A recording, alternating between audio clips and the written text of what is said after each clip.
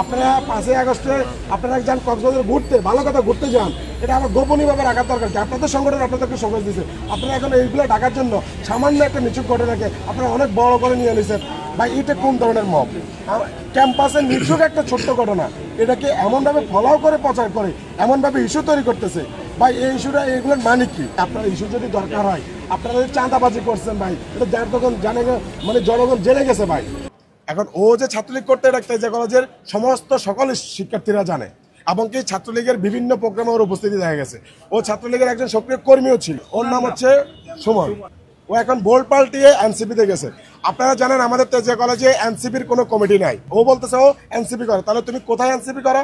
NCP করি আমি তেজগাঁ থানার কথা বলছে।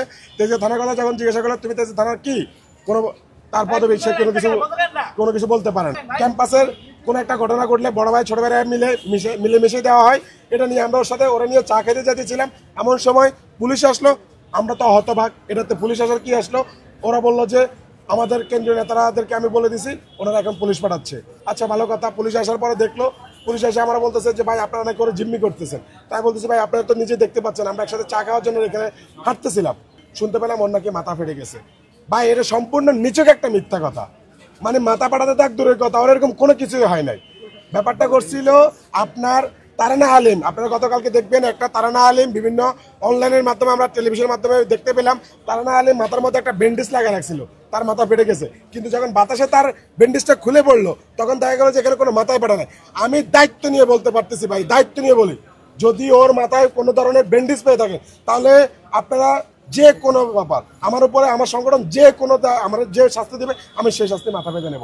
এটা নিয়ে সংবাদ সম্মেলন, এটা নিয়ে বিক্ষোভ, ভাই কিছু হলে রাজত্বে চলে আসেন। ঠিক তেমনি একটা ঘটনা, মানে আমি দেখলাম তারা একটা গ্রুপে লিখতেছে সবাই ফার্মগেটে চলে আসেন। ফার্মগেটটা কি? ফার্মগেটে কি কোনো কিছু হয়ে গেছে? স্বৈরাচার কি চলে আসছে নাকি স্বৈরাচারে নিয়ে আসতেছেন? ফার্মগেটে কি?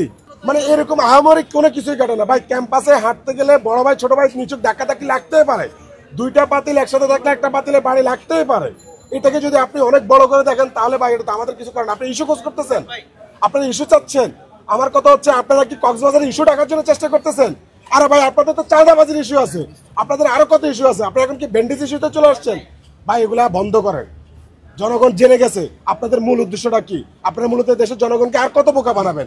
বিভিন্নভাবে বিভিন্ন জায়গায় আপনারা বিভিন্নভাবে মব তো আপনারা তৈরি করতেছেন। এইসব মবের মাধ্যমে আপনারা আমাদেরকে ছাত্রদলকে কেন ডুবাচ্ছেন? আমরা তো আপনাদের এরকম কোনো কিছুই ঘটে নাই, আপনাদের সাথে এরকম কোনো কিছু আমাদের হয় নাই।